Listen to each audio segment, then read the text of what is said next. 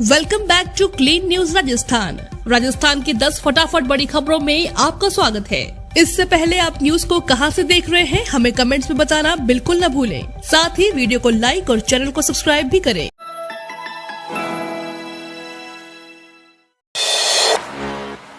भारत की अध्यक्षता में राजस्थान के उदयपुर में होगी पहली बैठक। वैश्विक मंच पर भारत की पकड़ बढ़ती जा रही है। इस बार भारत को G20 देशों का नेतृत्व करने का अवसर मिल रहा है। 1 दिसंबर से भारत G20 देशों की अध्यक्षता करेगा और यह मौका भारत को अंतर्राष्ट्रीय स्तर पर महत्वपूर्ण मुद्दों में वैश्विक एजेंडे में योगदान का अवसर प्रदान करेगा। भारत की मेजबानी में पहली बैठक का गौरव राजस्थान के उदयपुर को मिलने जा रहा है। उदयपुर से ही वैश्विक एजेंडों पर चर्चा शुरू होगी। G20 देशों की आगामी 1 साल तक होने वाली बैठकों को शेरपा और फाइनेंस ट्रैक में विभाजित किया गया है। उदयपुर में शेरपा बैठक में रोजगार, स्वास्थ्य, डिजिटल अर्थव्यवस्था, व्यापार, निवेश और उद्योग, पर्यावरण और जलवायु, ऊर्जा, भ्रष्टाचार विरोधी, महिला सशक्तिकरण, पर्यटन और संस्कृति के विषय पर चर्चा होगी। बैठक की तैयारियां जोरों पर है।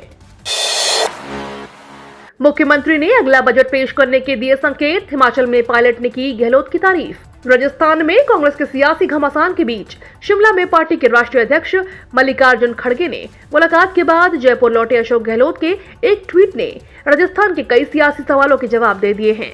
मुख्यमंत्री अशोक गहलोत ने ट्वीट कर अगले बजट के लिए नागरिकों से सुझाव मांगे हैं।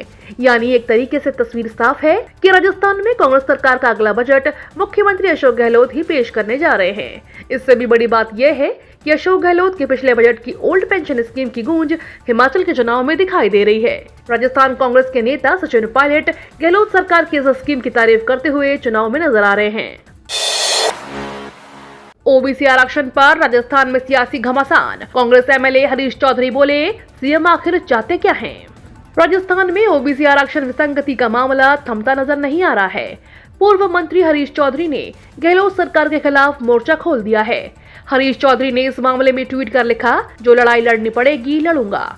ओबीसी आरक्षण विसंगति मामले को कैबिनेट की मीटिंग में रखने के बावजूद एक विचारधारा विशेष के द्वारा इसका विरोध चौंकाने वाला है। मुख्यमंत्री जी, मैं स्तब्ध हूँ। आखिर क्या चाहते हैं आप? मैं ओबीसी वर्ग को विश्वास दिलाता हूँ, इस मामले को लेकर जो लड़ाई लड़नी पड़ेगी मैं लड़ूंगा।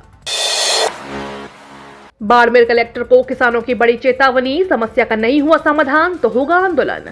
बाड़मेर जिले के उपखंड क्षेत्र में लगातार रबी की फसल की बुआई का दौर चल रहा है और समय पर विद्युत सप्लाई नहीं मिलने से परेशान किसानों ने बाड़मेर जिला कलेक्टर को ज्ञापन सौंपकर विद्युत सप्लाई दिलाने की मांग की है।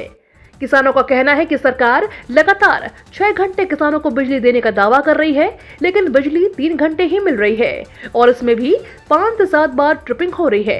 किसानों का कहना है कि अगर रबी की बुआई की सीजन निकल गई तो वह बर्बाद हो जाएंगे और कई किसान तो आत्महत्या तक कर लेंगे, क्योंकि बैंकों से किसानों ने ऋण लेकर बुआई का कार्य शुरू किया था, लेकिन समय पर विद्युत सप्लाई नहीं मिलने के कारण फसल नष्ट हो जाएगी। जिला कलेक्टर को किसानों ने चेतावनी दी है कि समय पर समस्या का समाधान नहीं हुआ तो किसान सड़कों पर उतरेंगे और सरकार की नींव हिलाकर रख देंगे।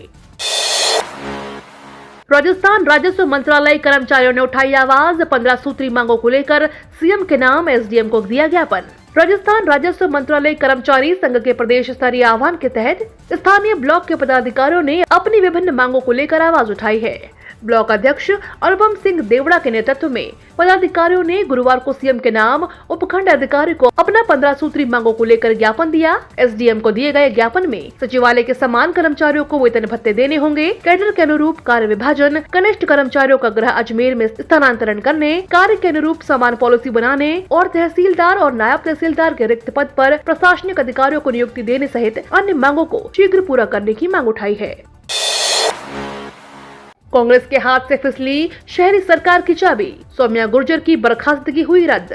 जयपुर नगर निगम ग्रेटर में कल हुए महापौर के उपचुनाव में बड़ा ट्विस्ट देखने को मिला। सुबह 11 बजे तक भाजपा और कांग्रेस दोनों ही पार्टियों के पदाधिकारी अपनी अपनी जीत के दावे कर रहे थे, लेकिन हाई कोर्ट के एक आदेश ने इस पूरी चुनावी घटनाक्रम की तस्वीर को ही बदल कर रख दिया। जिन समर्थकों के चेहरे पर जीत को लेकर खुशी थी, वह मायूसी में बदल गई। आसमान से लेकर निगम मुख्यालय, भाजपा और कांग्रेस मुख्यालय तक माहौल बदल गया। हाई कोर्ट ने चुनाव आयोग को तुरंत चुनाव रोकने के निर्देश देते हुए सौम्या गुर्जर की बर्खास्तगी को निरस्त कर दिया। यानी कि फिर से डॉक्टर सौम्या गुर्जर के हाथ में शहरी सरकार की सत्ता की चाबी राज्य सरकार की ओर से बर्खास्तगी रद्द करने के विड्रॉ आदेश के साथ आ सकती है।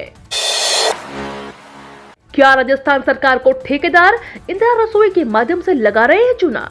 राज्य सरकार द्वारा 2 अक्टूबर को इंदिरा रसोई योजना लागू की गई थी, जहां पर चित्तौड़गढ़ के कपासन नगर में 3 जगह इंदिरा रसोई के लिए कैंटीन खोली गई, जहां राज्य सरकार द्वारा गरीब व्यक्तियों को 8 रुपए में भरपेट भोजन की योजना सरकार द्वारा चलाई गई। परंतु सरकार द्वारा 17 रुपए सब्सिडी दी जा रही है, जिसके कारण लोगों को खाना राज्य सरकार द्वारा मुहैया कराया जा रहा है, जिससे गरीब लोगों को ताजा भोजन मिलता है। परंतु गरीब लोगों को राज्य सरकार द्वारा चलाई गई महत्वपूर्ण योजना इंदिरा रसोई गरीबों को अच्छा भोजन मिले, परंतु ठेकेदार द्वारा ऑनलाइन फर्जी टोकन काटकर मोबाइल पर खींचे हुए फोटो लगाकर फर्जी बिल उठाने का मामला देखने को मिला है। जबकि राज्य सरकार की महत्वपूर्ण योजना इंदिरा रसोई में करीबन 20 से 25 ही लोग भोजन कर पाते हैं, परंतु ऑनलाइन में फर्जी बिल काटकर 382 लोगों के ऊपर ही अधिक बिल काटकर राज्य सरकार लाखों का चूना लगाने का मामला सामने आया है। रखते हैं ये योग्यता तो हेल्थ विभाग में बन सकते हैं ऑफिसर। हेल्थ विभाग में नौकरी की तलाश कर रहे युवाओं के लिए सुनहरा मौका है। इसके लिए राजस्थान लोक सेवा आयोग ने फूड सेफ्टी ऑफिसर के पदों पर भर्ती के लिए आवेदन मांगे हैं। इच्छुक एवं योग्य उम्मीदवार जो इन पदों के लिए आवेदन करना चाहते हैं, वे आरपीएससी की आधिकारिक वेबसाइट rpsc.rajasthan.gov.in पर जाकर अप्लाई कर सकते हैं। इन पदों के लिए आवेदन करने की अंतिम तिथि 30 नवंबर है। उम्मीदवारों के पास किसी भी मान्यता प्राप्त संस्थान या विश्वविद्यालय से खाद्य प्रौद्योगिकी या डेयरी प्रौद्योगिकी या जैव प्रौद्योगिकी या तेल प्रौद्योगिकी या कृषि विज्ञान या पशु चिकित्सा में डिग्री होनी चाहिए। साथ ही विज्ञान या जैव रसायन विज्ञान या माइक्रोबायोलॉजी या रसायन विज्ञान में पोस्ट ग्रेजुएशन डिग्री होनी चाहिए। नो बैग डे पर 60,000 स्कूलों के बच्चे खेलेंगे शतरंज। पूर्व प्रधानमंत्री इंदिरा गांधी की जयंती पर 19 नवंबर से चेस इन स्कूल कार्यक्रम प्रारंभ होगा। इसके बाद हर महीने के तीसरे शनिवार को नो बैग डे के दौरान स्कूलों में शतरंज खेला जाएगा। शिक्षा मंत्री डॉक्टर बी डी कल्ला ने इसकी घोषणा कर दी है। डॉक्टर कल्ला ने बताया कि देश में पहली बार राजस्थान में यह पहल होने जा रही है कि प्रदेश के 60,000 से अधिक स्कूलों में खेल ग्रांट से चेस बोर्ड, अन्य आवश्यक सामग्री खरीदी जाएगी और बच्चों को शतरंज में पारंगत किया जाएगा। जयपुर में करिए देर रात तक शॉपिंग। जल महल की पाल पर मार्केट। शहर में जल महल की पाल पर शनिवार और रविवार को नाइट मार्केट सजेगा। इसे लेकर हेरिटेज नगर निगम ने तैयारी शुरू कर ली है। नाइट मार्केट में व्यवस्थाएं संभालने के लिए अफसरों की जिम्मेदारी तय कर दी है। ट्रायल के बाद अब नाइट मार्केट लगाया जा रहा है, जिसमें करीब 150 से अधिक स्टॉल्स लगाई जाएगी, जहां राजस्थानी परिधान के अलावा हैंडीक्राफ्ट के आइटम, ज्वेलरी, मीनाकारी आइटम सहित अन्य उत्पाद लोगों को खरीदारी के लिए मिलेंगे।